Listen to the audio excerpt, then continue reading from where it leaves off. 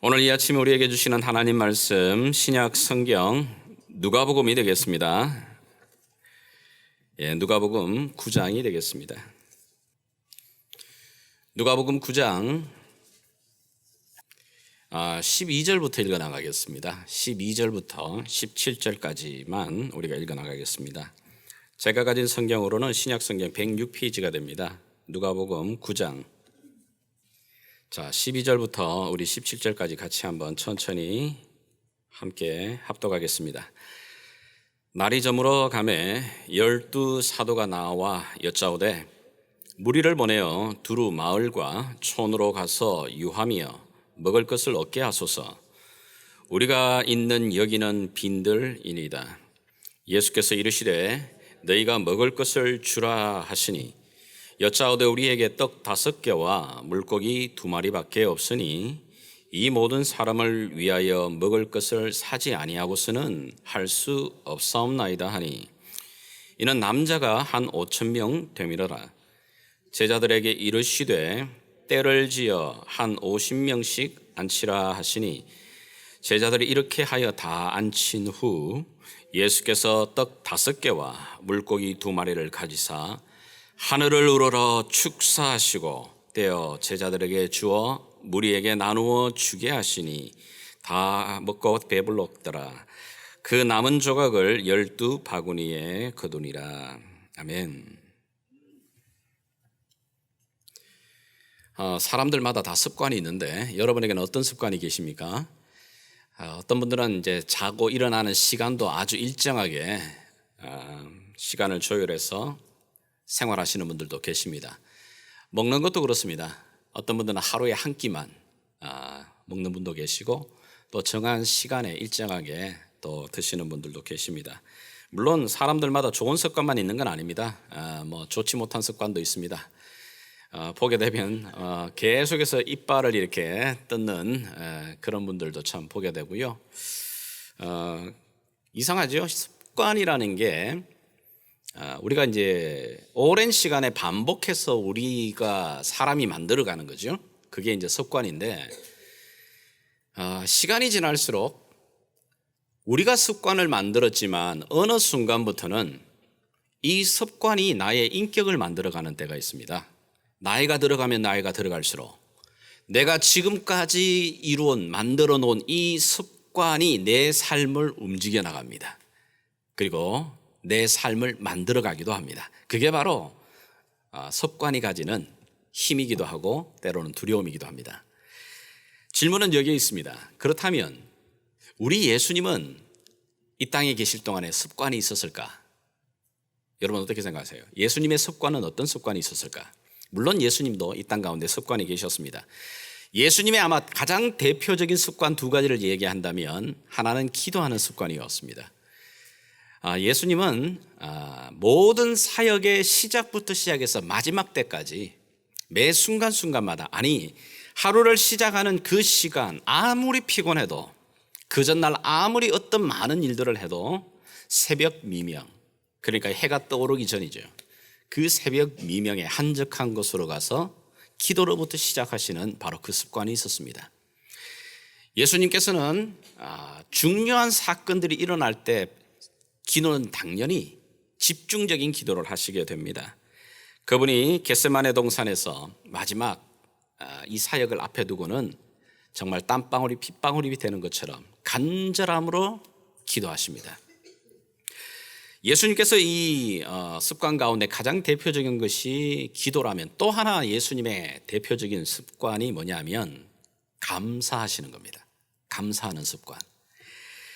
오늘 우리가 읽고 있는 이 본문 오병이어 보리떡 5개 물고기 2마리로 5,000명을 먹이시는 사건 뿐만 아니라 다른 또 사건이 뭐냐면 4,000명을 먹이시는 사건도 있습니다. 거기에도 예수님께서는 이 일을 행하시기 전에 떡을 떼어 축사하시고 감사하시고 He gave thanks 하나님께 감사하십니다. 감사하시는 그 모습을 보게 됩니다. 이 보리떡 한 줄을 쥐시고는 하나님 앞에 5,000명 앞에서 그보다도 더 많은 숫자들 앞에서 감사하시는 모습을 보게 됩니다. 어디 것뿐이냐 하면은 예수님께서 이 땅 가운데 제자들을 파송하실 때 70명의 제자들을 특별히 파송하시는 그 장면, 그리고 그들이 돌아왔어도 예수님은 첫 번째 하시는 게 뭐냐면 감사입니다. 이들을 보내시면서도 감사하며 축복하며 보내시지만 이들이 돌아왔을 때 그들의 사역에 보고를 할 때 하나님 감사합니다. 하나님께서 이들에게 하나님의 놀라운 비밀을 보여주신 것을 인하여 감사합니다. 감사기도 하시게 됩니다. 예수님의 사역 가운데 우리가 가장 많은 사역들 중에 알려진 사역 중에 하나가 죽은 나사로를 살리시는 사건입니다. 그런데 이 무덤 앞에 이 나사로를 살리시기 전에 예수님이 뭘 기도하시느냐 하면 하나님 앞에 감사기도부터 하십니다. 아버지 하나님, 지금까지 나의 기도를 들어주신 것을 감사합니다. 나사로가 살아나오기 전에 이미 벌써 감사기도부터 하십니다. 예수님은 제자들과 마지막 최후의 만찬을 하시는 그때, 이제는 이 밤이 지나게 되게 되면 십자가에 못 박히는 그 마지막 밤에 제자들에게 떡을 떼어주시며 감사기도 하십니다. 그리고 그 다락방에 모여있는 그들을 위하여서 요한복음 17장에 우리가 보았던 것처럼 간절한 마음으로 그들을 향하여 대제사장의 기도를 하시게 됩니다. 그 속에도 감사가 넘쳐납니다. 예수님께서는 부활하신 후에도 의심에 그리고 불안한 마음으로 엠마오로 내려가고 있는 그 제자들, 그들 가운데 함께 동행하시고 그들과 식탁에 앉아 떡을 떼시면서 또 감사하십니다. 예수님께서 마지막으로 하늘에 성천하며 올라가실 때에도 제자들이 보는 가운데 그들을 축사하십니다. 예수님의 처음과 끝 모든 사역에 배어있는 습관이 있다면 바로 그것은 기도와 감사입니다. 예수님이 이 감사하시는 모습, 어떻게 보면 당연하다고 생각할지 모르지만 예수님의 기도하시는 모습과 감사하시는 모습은 사실은 쉬운 일이 아닙니다.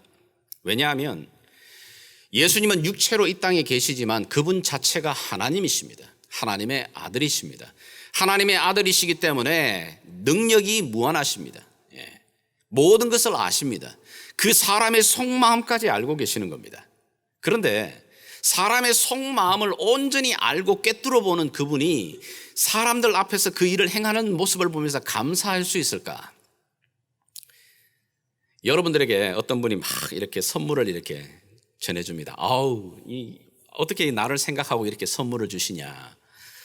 이렇게 감사함으로 받았는데 알고 보니까 이 사람이 사람들 만나는 곳마다 돌아다니면서 자꾸 나를 험담하는, 나에 대해서 안 좋은 말을 퍼뜨리는 사람이었습니다. 만약에 여러분이 그걸 알고 계시다면 그 사람이 와가지고 나에게 선물을 전해줄 때 그 선물 여러분이 기쁘시겠어요? 그 선물 받으면서 감사가 나오겠어요? 예수님이 그렇습니다. 우리 사람들의 속 깊은 곳에 그 모든 것들을 알고 꿰뚫어 보시는 그분이 그 일들을 행할 때마다 감사하시는 것 쉽지 않은 거죠. 예수님은 기도하실 필요가 없습니다. 사실은 그 자체가 말씀이 능력인데도 예수님은 하루를 시작할 때부터 모든 일을 행할 때 중요한 일 앞에 하나님 앞에 기도하십니다. 자, 그러면 왜 하나님의 아들이신 예수님 그분이 기도하시는 그리고 감사하시는 그 모습을 몸의 습관이 되어질 정도로 가지고 계시는 건가? 다름 아니라 그것은 우리에게 이 두 가지를 가르치시려고 하는 겁니다. 예수님은 제자들에게 기도를 가르치십니다. 우리가 주기도문으로 외우고 있는 그 기도가 바로 예수님이 제자들에게 가르치신 기도입니다. 얘들아, 너희가 기도할 때는 이렇게 기도해야 돼 라고 하며 기도를 가르치십니다.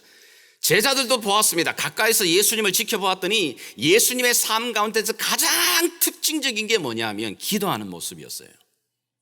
이른 아침 한 번도 빠짐없이 그 아침 시간에, 일정한 시간에 한적 한 곳으로 가서 기도하는 걸 보았거든요. 예수님의 저 능력 있는 사역과 능력 있는 말씀은 저 기도에서 오는 거구나. 그래서 주님, 우리에게 기도를 가르쳐 주십시오. 그들이 예수님께 나아가 요청하는 겁니다. 그리고는 예수님 말합니다. 너희는 기도할 때에 이렇게 기도해야 돼. 기도를 가르치십니다. 마찬가지로 예수님이 모든 사역의 그 현장 속에서 감사하는 모습을 보여주시는 이유는 우리에게 감사를 가르치시는 겁니다. 성경도 하나님께서 바울을 통하여서 우리가 잘 알고 있는 데살로니가 전서 5장 16절과 18절에 우리에게 무엇을 가르치십니까? 한번 같이 한번 읽어보겠습니다. 시작. 항상 기뻐하라. 쉬지 말고 기도하라. 범사에 감사하라. 이는 그리스도 예수 안에서 너희를 향하신 하나님의 뜻이니라. 자, 보십시오. 감사하라, 기도하라가 다 명령입니다. 여러분, 우리가 기도해야 되는 것을 하나님께서 명령하고 계시다고 있는 것, 명령인 것을 여러분 아시겠어요? 명령은 해도 좋고 안 해도 좋고 그게 아닙니다. 하나님의 명령은 반드시 해야 되는 겁니다. 그와 마찬가지로 감사도 명령입니다. 명령이기 때문에 우리가 잘 하지 않는 것이기 때문에 또 그것을 배워야 되는 겁니다. 기도도 마찬가지듯이 우리가 기도 알아서 기도할 수 있는 존재들 아닙니다. 우리는 사건을 만나든지 어려움을 만나든지 문제가 생기면 그때서야 기도하지, 누군가가 자원해서 스스로 기도 자리에 오시는 분들을 저를 포함해서 아무도 본 적이 없습니다. 그래서 기도가 명령입니다. 기도해라. 감사도 마찬가지입니다. 우리가 자원해서 알아서 감사하는 존재가 아닙니다. 그러하기에 예수님께서 성경을 통해서도 말합니다. 본을 보이시면서 감사해야 돼. 이건 명령이야. 그렇다면 왜 명령하시는 걸까? 그리고 왜 우리는 예수님처럼 그런 감사를 우리의 몸의 습관으로 만들어야만 되는 걸까? 오늘 특별히 세 가지를 좀 살펴보려고 합니다. 그 첫 번째는 감사할 때 비로소 우리의 영적인 눈이 열리게 됩니다. 무슨 얘기냐면 우리가 하나님 앞에 감사하게 될 때 비로소 내 삶 가운데 일하시는 하나님의 그 손이 보이기 시작합니다. 여러분, 오늘 본문 속에 다시 한번 보시게 되면 예수님께서 만약에 빵만을 그들 모든 사람들에게 전해주셨다면 사람들의 눈에는 빵밖에 보이지 않는 겁니다. 정말 배가 고팠는데 이 맛있는 빵 하고 이렇게 빵을 받습니다. 그리고 그 빵에 집중되어집니다. 우리의 모든 시선이 그 빵, 그곳에 집중되죠. 근데 예수님께서 빵을 나누시기 전에 뭘 하시죠? 그 빵을 양손에 드시고 하늘을 우러러 감사하십니다. 모든 사람들이 지켜보는 앞에서 하늘을 들어 감사 기도를 하십니다. 생선도 마찬가지입니다. 손을 들어 하나님 앞에 감사하신 후에 나누십니다. 무슨 얘기죠? 모든 사람들의 그 시선이 빵이 아니라 그 두 손, 빵을 들고 있는 그 두 손으로 그리고 하늘을 향하도록 예수님께서 시선을 모으시는 겁니다. 여러분, 우리가 우리의 살아가는 모든 삶의 작은 이 순간순간, 이것은 하나님과 연결되어 있습니다. 믿습니까? 예수 믿는 사람들에게는 우연이라는 게 없습니다. 믿지 않는 사람들에게 그거 우연이야, 때가 됐으니까 그렇게 말하지만 믿음의 사람들에게는 우연이 없습니다. 우리의 모든 삶은 그분, 하나님 삶과 하나님 그분께 연결되어 있습니다. 그런데 우리의 작은 삶에 매일매일에 반복되어지는 이 삶 속에서도 이 작은 것을 하나님께 감사하며 이 작은 것을 하나님과 연결하게 되면 내 반복되는 이 단순한 작은 그 일에도 하나님의 손이 보이기 시작합니다. 근데 그렇지 않고 하나님이 오늘도 내게 주신 것, 공급하여 주신 것, 거기에만 눈이 머물러 버리게 되면 하나님 보이지 않습니다. 물론 하나님이 내게 주신 그 빵을 집중하게 되게 되면 그럼요, 순간적으로는 감사됩니다. 기쁩니다. 왜냐하면 그 배고팠는데 그 빵을 내가 먹음으로 말미암아 기쁨도 있고 즐거움도 있고 배부름도 있습니다. 그러나 잠깐의 감사입니다. 그 빵이 사라지면 어떻게 해요? 또 감사도 사라집니다.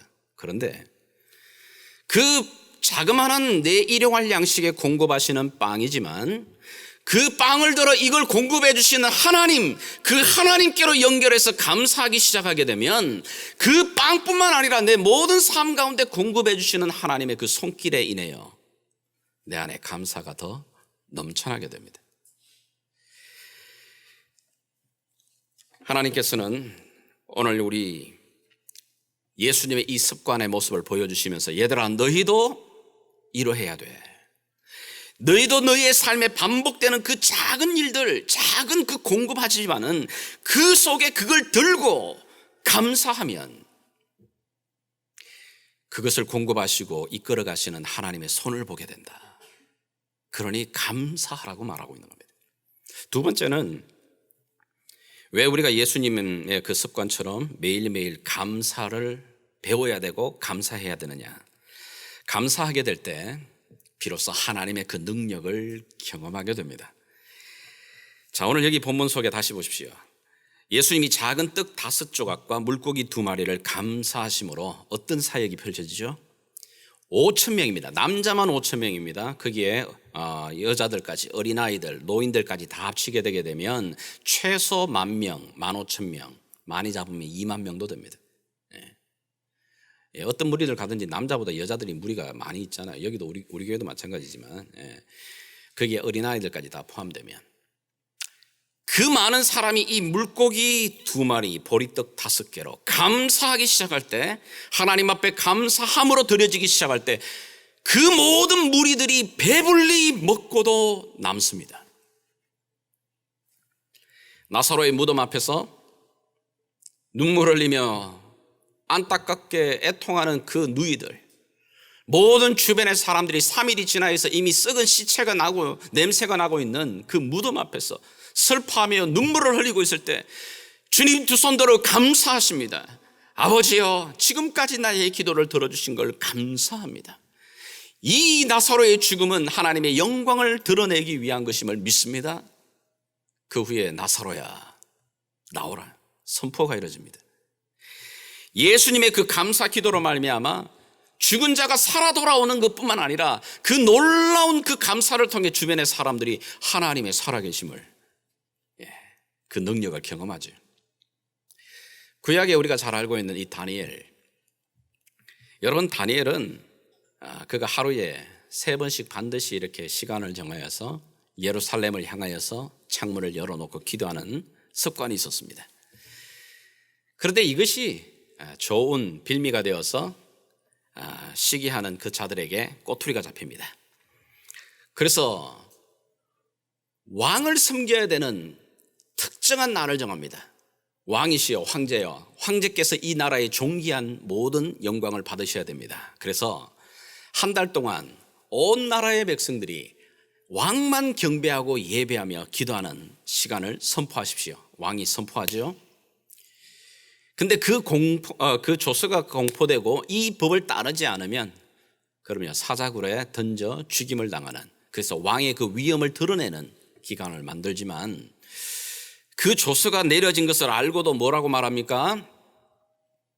다니엘은 전에 하던 대로 하루 3번씩 무릎을 꿇고 기도하며 어떻게 했다고요? 그의 하나님께 감사하더라.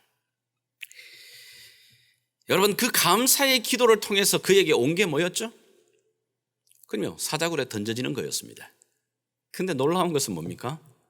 그 사자굴에서 건짐을 받습니다. 여러분, 성경이 우리에게 말하고 싶은 말이 뭐냐 하면, 이런 사건들을 반복해서 우리에게 보여주시는 것은 너희가 정말 하나님의 능력을 경험하고 싶냐?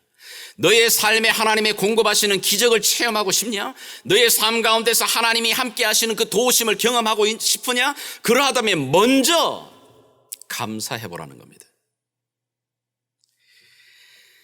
하나님의 그 은혜를 경험하고 싶으냐? 하나님의 그 손길을 경험하고 싶으냐? 그러하다면 감사하라는 겁니다. 하나님께 먼저 감사하게 되면 하나님께서 그 상황을 바꾸시든지 아니면 나를 바꾸시든지 반드시 하나님의 그 손길, 그 능력을 너가 경험하게 된다. 이게 성경이 우리에게 가르치려고 하는 거예요. 저와 여러분의 삶 가운데 행여나 어떤 분들 중에 좀 절망스러운 순간을 지금 보내고 계시는 분이 계신지 모르겠습니다. 그러나 성경이 우리에게 가르치는 것은 범사에 감사해라. 비록 절망스러워도, 비록 이해가 되지 않아도 먼저 하나님께 입을 열어 감사를 고백해라. 왜죠? 지금 내 눈에는 분명히 보이지 않지만은, 눈에 보이지 않지만은 얼마든지 하나님의 그 손에는 내 이 상황과 이 여건을 역전시킬 수 있는 하나님의 그 능력이 그분에게 있음을 믿고 다시 한번 입을 벌려 감사로 시작하라고 말하는 겁니다. 그러면 어떤 일이 벌어지나? 하나님이 그 환경을 바꿔나가시든지, 아니면 그 환경 속에 견디며 이겨나갈 수 있도록 나를 바꾸시든지 하나님의 역사가 일어납니다. 하나님 앞에 우리가 서 있을 때 두려움이 있습니까? 두려움이 올 때가 있죠. 근데 그 두려움이 올 때 하나님, 내가 이 두려움 속에서도 여전히 하나님이 나를 붙들고 계심을 내가 믿습니다. 하나님의 그 강한 오른손으로 나를 붙들고 계심을 믿고 감사로 먼저 선포하는 겁니다. 하나님, 이름에도 불구하고 하나님이 나의 아버지가 되심을 인하여 감사합니다. 하나님, 내가 하나님의 끝임을 인하여 감사합니다. 내가 비록 아버지 하나님 물 가운데 지나고 있지만은, 내가 비록 지금 불 가운데 지나고 있지만은 주님이 말씀하신 대로 너는 내 것이라 말씀하시고, 내가 너를 선택하여 불렀나니 너는 내 것이라, 내가 너의 하나님이라.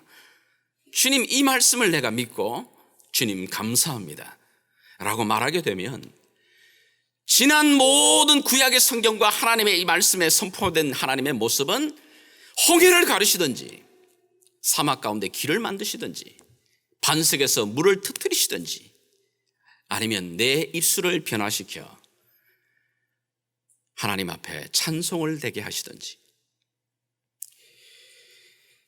정말 여러분들이 하나님의 능력을 경험하기를 원하신다면, 지금 내 삶 가운데서 하나님의 그 손을 보기를 원한다면 감사를 하라고 하는 겁니다. 감사부터 시작해 보라는 겁니다. 감사가 바로 내 삶에 하나님의 그 능력을 드러내는 기적의 씨앗을 심는 거라고 말하고 있습니다. 마지막 세 번째, 왜 감사를 명령하시는가? 왜 우리가 감사를 배워야 되는가? 왜 감사를 예수님처럼 우리의 몸의 습관에 들도록 만들어 가야 되는가? 성경은 우리의 그 감사를 통해 우리가 하나님을 본받는 자가 된다라고 가르치고 있습니다. 우리 신약 성경 에베소서의 말씀으로 한번 가보려고 합니다. 제가 구절을 좀 띄워드리겠습니다. 에베소서 5장 1절에서 4절까지 말씀 한번 같이 한번 천천히 읽어나갔으면 좋겠습니다. 되겠습니까? 같이 읽습니다. 그러므로 사랑을 받는 자녀같이 너희는 하나님을 본받는 자가 되고, 그리스도께서 너희를 사랑하신 것 같이 너희도 사랑 가운데서 행하라. 그는 우리를 위하여 자신을 버리사 향기로운 제물과 희생 제물로 하나님께 드리셨느니라. 음행과 온갖 더러운 것과 탐욕은 너희 가운데서 그 이름조차도 부르지 말라. 이는 성도에게 마땅한 바니라. 누추함과 어리석은 말이나 희롱의 말이 마땅치 아니하니 오히려 감사하는 말을 하라. 자, 보십시오. 다시 한번 1절을 보시게 되면, 그러므로 너희는, 하나님의 사랑을 받은 너희는 하나님을 본받는 자가 되어야 된다. Imitate God. Be imitated God. 하나님을 닮아가는, 하나님의 모습을 본받아가는 자가 되어야 돼. 근데 어떻게 하나님을 본받아가는, 어떻게 하나님을 닮아가는 그런 삶을 살 수 있죠? 바울이 소개하는 바가 뭐죠? 먼저 첫 번째는 뭐냐 하면은, 어떻게 먼저 그 일을 하기 위해서는 하지 말아야 될 것들을 이야기를 하고 있어요. 3절부터 음행과 온갖 더러운 것과 탐욕은 너희 중에서 그 이름조차도 부르지 마라. 그리고 4절에 또 뭐라고 말합니까? 누추함과 어리석은 말이나 희롱의 말 마땅하지 않다. 그것부터 너희들 삶에서, 너희의 입에서 제거하라고 이야기하는 겁니다. 자, 그리고 난 다음에 4절 끝에 뭐라고 말하죠? 오히려 감사하는 말을 해라. 자, 쉽게 말하면은 너희의 입술에서 감사하는 말을 시작하고 감사하는 말을 너희의 삶의 몸의 습관을 배이기 시작하면 그 감사하는 말이 하나님을 닮아가는, 하나님을 본받아가는 삶이 되는 거야 라고 말하고 있는 겁니다. 하나님을 본받는 것의 가장 첫 번째 실천적인 단계가 뭐냐면 감사하는 말이라고 말하는 겁니다. Thank you God. 하나님 감사합니다. 왜 그렇지? 왜 하나님께 감사하는 말을 하는 것이, 하나님 앞에 감사를 드리는 이 삶의 모습이 왜 하나님을 닮아가는 거라고 말하지? 그러면 감사하는 것과 하나님 닮아가는 것이 같다는 건데, 우리 하나님도 그러면 감사하시는 분이신가? 그럼요. 성경이 우리에게 보여주는 하나님의 성품 중에 가장 여러 가지 중요한 성품 중에 하나가 하나님은 감사하시는 하나님이셔요. 여러분, 여기 그 일을 설명하기 위해서 에베소서 5장 2절이 이렇게 설명하고 있는 겁니다. 다시 한번 읽겠습니다. 시작. 그리스도께서 너희를 사랑하신 것 같이 너희도 사랑 가운데서 행하라. 그는 우리를 위하여 자신을 버리사 향기로운 제물과 희생제물로 하나님께 드리셨느니라. 자, 지금 예수님의 죽으심을 말하고 있죠. 예수님의 십자가의 사건을 말하고 있습니다. 그 예수님이 죽으시는 것이 하나님 앞에 자기를 드리는 향기로운 제물이었다. 하나님, 예수님 그분이 우리를 사랑하셔서 He loved us and offered Himself. 그분이 자신을 sacrifice 합니다. 근데 하나님께 드렸던 그 자신, 예수님의 그 몸이 하나님 앞에 아름다운 pleasing aroma to God, 향기로운 하나님 앞에 향기였다. 자, 무슨 얘기냐면 왜 예수님이 죽으셔야 되는가? 왜 예수님이 십자가에 죽으셔야 되는가? 그 이유는 하나님께서 창세기에서 온전하게 만들어 놓으신 하나님과 우리의 이 관계가 죄로 말미암아 망가져 버렸는데, 그 망가진 것을 다시 회복시키시기 위해, 하나님과의 관계를 다시 한번 원상복구시키시기 위해서 그 죄의 이 결과들, 죽음으로부터 오는 모든 것들, 그 저주를 깨뜨리시는, 그럼요, 그것을 죄값을 지불하시는 일이 필요하게 되었습니다. 그래서 이 죄값을 지불하시기 위해 하나님의 아들 그분이 자신의 몸을 들이심으로, 대속하심으로, 대속물로서 그 죄값을 치르시는 일이 바로 십자가의 사건입니다. 그 십자가의 사건으로 그분 자신이 자기의 생명을 드림으로 말미암아 하나님께서 이제는 우리 죄인들을 사하실 수 있는 근거가 마련되는 겁니다. 예수님의 그 십자가의 사건은 바로 완전하신 하나님, 거룩하신 하나님이 죄인된 우리를 죄 사함을 주시는 그 근거를 마련하는 사건입니다. 이제는 그 향기로운 드려진 예수님의 그 생명을 통해, 그 희생을 통해 이제는 하나님께서 이 하나님이 이루어 놓으신, 예수님이 이루어 놓으신 이 놀라운 복음의 십자가의 사건을 듣고 그 사건을 들을 때 감사합니다 하나님. 내 힘으로는 도무지 하나님 앞에 나아갈 수 없는데 나를 위해서 하나님의 아들이 나를 위해 이렇게 죽어 놓으심으로 하나님께로 나아갈 수 있는 길을 열어 놓으셨군요. 하나님 감사합니다. 이 놀라운 은혜를 정말 감사합니다 라고 고백하며 그 사건을 믿음으로 받아들이면 어떻게 해요? 하나님이 죄 사함을 주신다는 겁니다. 그게 바로 죄 사함의 은혜입니다.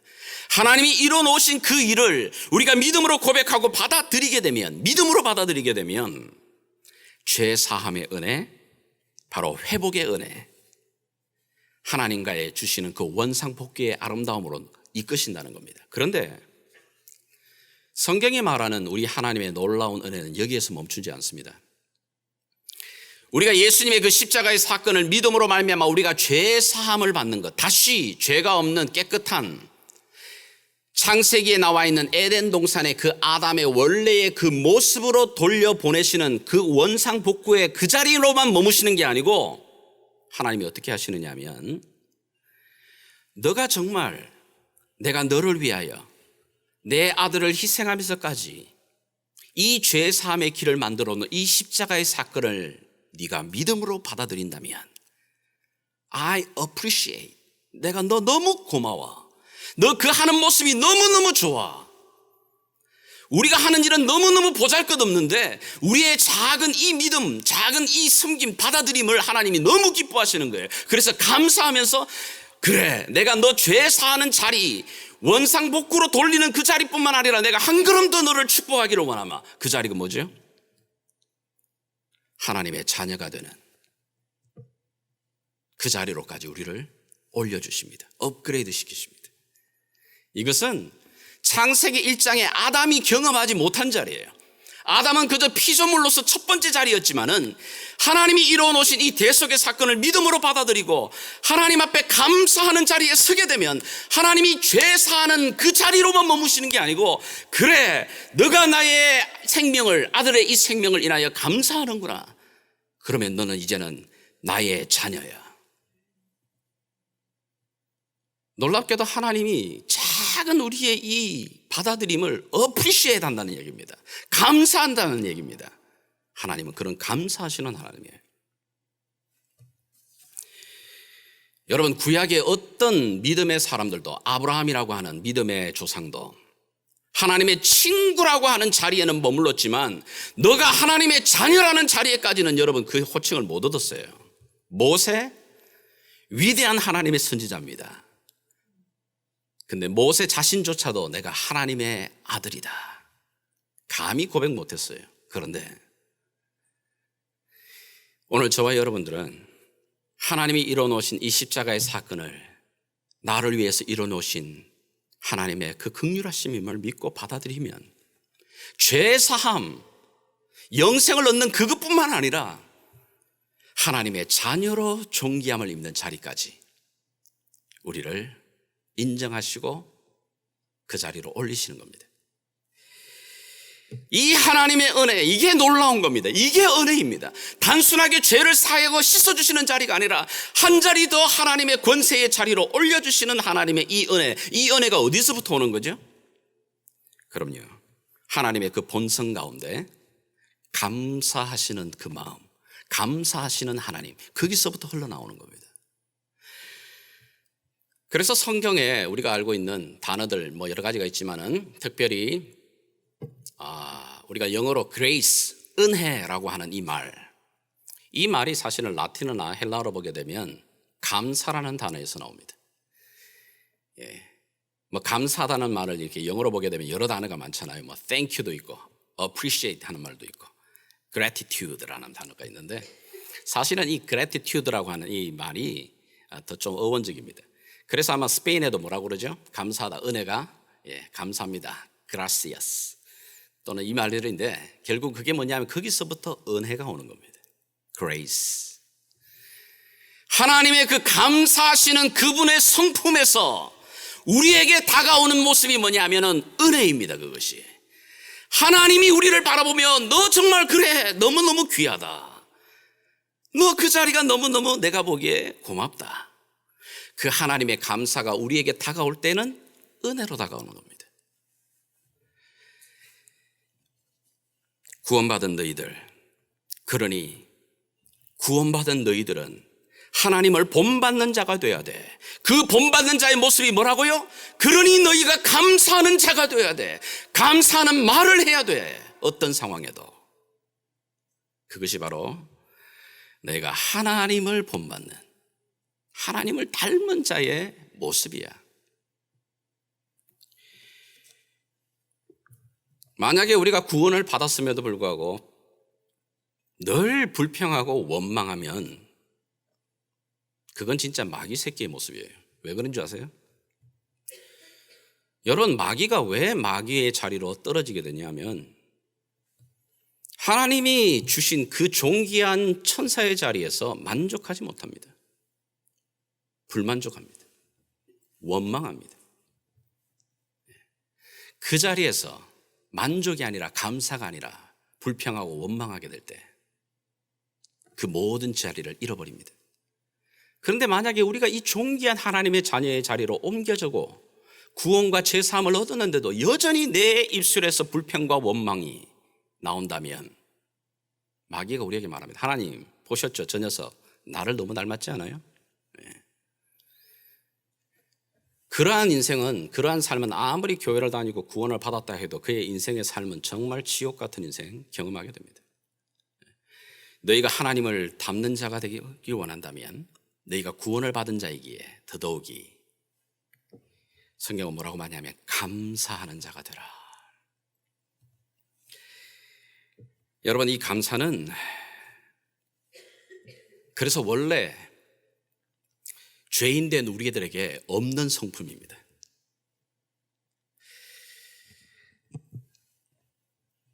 그러다 보니까 어느 누구든 감사가 자연스럽게 나오는 사람은 없습니다.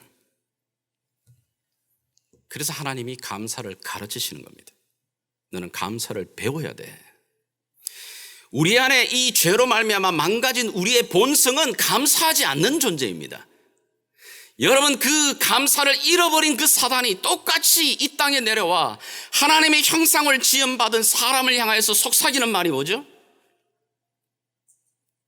에덴 동산에서 모든 만물을 창조하여서 사람을 위해서 지어주신 그것을 바라보며 처음에 아담은 너무너무 감사했어요. 아니, 어떻게 이 모든 것을 나를 위해서, 내가 뭐라고? 하나님의 이미지로, 하나님의 형상대로 나를 만드시고 이 모든 것을 다스릴 수 있는 권세를 주시고 이 모든 것을 누릴 수 있는 이 충만한 은혜를 주심을 인하여 감사가 넘쳤습니다. 그런데 이 사단이, 감사를 잃어버렸던 이 사단이 와서 속삭입니다. 야, 너 지금 이거 다 주신 거 너를 위해서 준 거라고 생각해? 아니야. 너를 하나님이 노예로 삼으시려고 하는 거야. 그러면서 사단이 그 아담에게서부터 빼앗아가 버린 게 뭔지 아세요? 감사를 빼앗아가 버린. 감사를 빼앗아가 버리니까 하나님이 자기에게 주셨던 그 충만함이 더 이상 감사치 않습니다. 왜 하나님 내 저 동산나무의 과일을 먹지 못하게 만들지? 내가 하나님같이 될까 봐 하나님 두려워하시나? 의심하게 되고 원망하게 되고 불평하게 되고, 아, 하나님 너무 째째하시네. 뭐 내가 하나님보다 괴로워서 이길까 봐? 어느 순간부터 그 감사가 내 안에서 사라지는 순간 하나님이 내게 주셨던 모든 삶의 여건들은 시시해 보이기 시작합니다. 원망이 됩니다. 불평이 됩니다.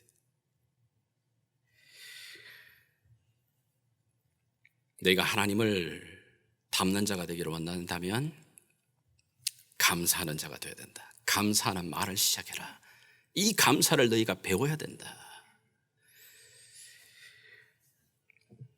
한번 여러분에게 묻겠습니다. 여러분 하나님 믿습니까? 예. 여러분이 정말 감사하는 만큼 하나님 믿는 겁니다. 내 삶 가운데 하나님 감사합니다. 하나님 정말 이 일을 이루심을 인하여 하나님 앞에 감사합니다라고 고백하는 그 자리까지 여러분 믿고 있는 겁니다.